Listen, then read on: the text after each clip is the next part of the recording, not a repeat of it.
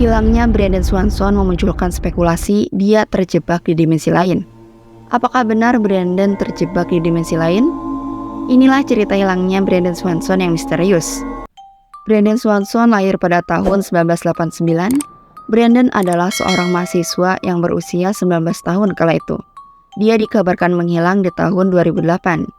Di malam kejadian sebelum Brandon menghilang, pada 13 Mei 2008, Brandon menghadiri dua pesta yang berbeda untuk merayakan akhir semester musim semi dengan sesama siswa dari kampusnya. Lalu setelah lewat tengah malam, dia pergi mengendarai mobilnya untuk perjalanan pulang. Dan pada pukul 2 dini hari, dia menghubungi keluarganya dan mengabarkan telah mengalami kecelakaan. Kecelakaannya tidak parah, dia pun tidak dalam keadaan mabuk. Dia yakin tidak terluka dan mobilnya pun baik-baik saja. Hanya saja mobilnya terperosok. Lalu dia keluar untuk menelpon orang tuanya untuk minta dijemput. Dia mengatakan mobilnya terperosok ke dalam selokan. Brandon hanya meminta untuk dijemput di lokasi kecelakaan di mana mobilnya terperosok. Lalu kedua orang tuanya pun pergi untuk menjemput Brandon. Karena tempat kecelakaan Brandon tidak seramai di kota, jadi Brandon tetap menyalakan lampu depan untuk memberi sinyal kepada orang tuanya. Dan inilah awal dari keanehan itu terjadi. Setelah menuju lokasi sesuai arahan dari Brandon, orang tua Brandon tidak menemukan Brandon. Mereka juga tidak menemukan mobilnya. Sambungan telepon mereka terus terhubung, tapi kedua orang tuanya tetap tidak menemukannya. Setelah beberapa kali gagal menemukan Brandon dengan menggunakan metode mengedipkan lampu mobil, ketegangan pun mulai meningkat. Brandon bertanya kepada orang tuanya dengan jengkel, "Apakah kamu tidak melihatku?" Saat itu Brandon sempat melihat mobil orang tuanya melintas. Anehnya mereka tidak saling melihat. Akhirnya Brandon memutuskan tindakan yang berbeda. Dia mulai berjalan melalui lapangan ke arah lampu dan meminta orang tuanya untuk menemuinya di tempat parkir sebuah klub malam yang populer di tempat itu. Brandon tetap berbicara di telepon dengan orang tuanya sampai akhirnya dia terdiam. Lalu 47 menit kemudian dia berkata, "Oh shit." Lalu hening. Brandon tidak berbicara, tapi panggilan itu masih terhubung, tidak berakhir. Orang tua Brandon menanyakan apa yang salah, ada apa? Orang tua Brandon menunggu Brandon berbicara untuk memberitahu apa ada yang salah, tapi telepon itu tetap hening. Mereka mencoba menutup teleponnya dulu, menyangka mungkin ada gangguan pada teleponnya, karena hanya suara hening yang terdengar. Mereka menutup teleponnya dan mencoba menelponnya kembali untuk beberapa kali, namun selalu tidak ada jawaban. Orang tua Brandon bingung harus bagaimana lagi, karena mereka tidak menemukan Brandon, ditambah teleponnya dihubungi tidak ada jawaban. Lalu pada keesokannya di pagi hari, orang tua Brandon langsung melaporkan putra mereka yang hilang kepada polisi setempat. Namun polisi setempat awalnya tidak menganggap serius.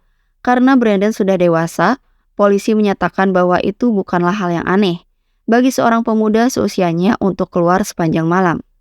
Para deputi menasihati mereka untuk bersabar dan menunggu saja. Nanti juga kembali dengan sendirinya. Para polisi itu berpikir, ya namanya juga anak muda, apalagi ini laki-laki. Biasalah main di malam hari. Apalagi usia segitu ya emang lagi nakal-nakalnya gitu. Mereka malah berkata, itu haknya dia untuk hilang. Buset dah, benar-benar ya ini polisi. Orang lagi khawatir, malah bilang kayak gitu. Tapi pada akhirnya polisi pun melakukan pencarian dan penyelidikan. Meskipun tadi di awal agak ngeselin ya. Penyelidikan pun dimulai. Ketika polisi memperoleh catatan ponsel Brandon, mereka menemukan bahwa pada malam dia menghilang, dia sebenarnya berada di dekat Porter, yang kira-kira berjarak 25 mil dari tempat dia memberitahu orang tuanya, atau sekitar 40 km dari tempat Brandon mengatakan dia berada. Anehnya arah itu ke arah yang berbeda. Beda arah dengan waktu semalam ketika orang tuanya mencari Brandon. Mereka pun tidak mengerti mengapa tempatnya berbeda arah. Lalu tidak lama kemudian mobilnya ditemukan berada di selokan dekat Taunton. Dan anehnya lagi, Brandon meninggalkan kacamatanya di mobil, padahal dia tidak pernah melepasnya karena mata kirinya bermasalah. Dia seharusnya memakai kacamata itu. Sheriff Eric Wallen mengatakan bahwa telepon Brandon berfungsi dengan baik. Petugas pun terus mencoba menelpon dan menerima pesan suaranya.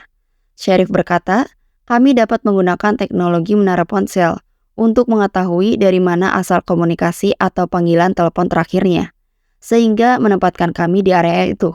Jadi pencarian difokuskan di sana dan mobil pun ditemukan. Namun kuncinya tidak ditemukan di tempat kejadian dan tidak ada tanda-tanda kejahatan juga. Kendaraan itu terlihat seperti terjebak di selokan.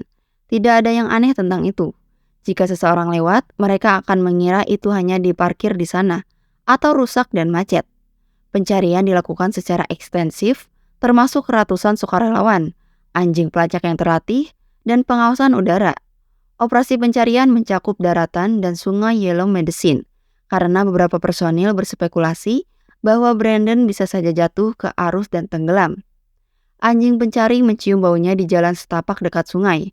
Mereka mengikuti ke arah air dan kemudian ke sisi lain sungai, menunjukkan bahwa Brandon mungkin berada di dalam air. Namun setelah dicari, mereka tidak menemukan apapun. Setelah itu mereka melanjutkan ke utara di sepanjang tepi sungai, menuju jalur Yellow Medicine County, di mana jalan setapak itu tiba-tiba berakhir. Tapi Brandon masih belum juga ditemukan. Sheriff mengatakan bahwa para penyelidik juga telah melakukan penggalian besar-besaran di sungai tersebut, namun Brandon masih belum ditemukan juga. Menurut kepolisian, beberapa kemungkinan mempertimbangkan Brandon bisa saja jatuh di salah satu waduk. Pada malam itu suhu di bawah 40 derajat. Kemungkinan Brandon juga meninggal karena hipotermia, terutama jika dia jatuh ke sungai. Tapi kan kalau dia jatuh atau meninggal tetap harus ada wujudnya dong ya. Ini kalau dinyatakan meninggal, jenazahnya pun tidak ketemu. Padahal pencarian besar-besaran udah dilakuin. Mereka mencari di darat, air, dan juga lewat udara. Selama berhari-hari masih belum tahu di mana keberadaan Brandon. Lalu kemana sebenarnya Brandon ini? Tidak ada yang tahu. Hingga tahun 2021, masih ada tim yang mencari Brandon. Sejumlah spekulasi mengatakan, jika Brandon masih hidup, kemungkinan dia sengaja ingin menghilang untuk mengganti identitasnya. Tetapi orang tuanya tidak percaya dia akan melakukan hal itu. Saya ibunya, dan saya tahu ada yang tidak beres. Spekulasi lainnya mengatakan bahwa Brandon ada di dimensi lain. Dia terjebak di dunia lain. Sampai saat ini, keberadaan Brandon masih tidak diketahui. Dan apa yang terjadi sebenarnya di malam itu, mereka tidak tahu. Kunci, ponsel, dan pakaiannya tidak pernah ditemukan. Jika Brandon dengan sengaja ingin menghilang untuk mengganti identitas, sepertinya itu tidak mungkin. Tetapi jika dia sudah meninggal, seharusnya jenazahnya pun ketemu. Mungkinkah dia ke dimensi lain, terjebak di sana? Kalau iya, gimana ya nasibnya sekarang? Oke guys, sekian video kali ini. Jangan lupa klik subscribe. Terima kasih yang udah nonton. Sampai jumpa di video selanjutnya. Bye-bye.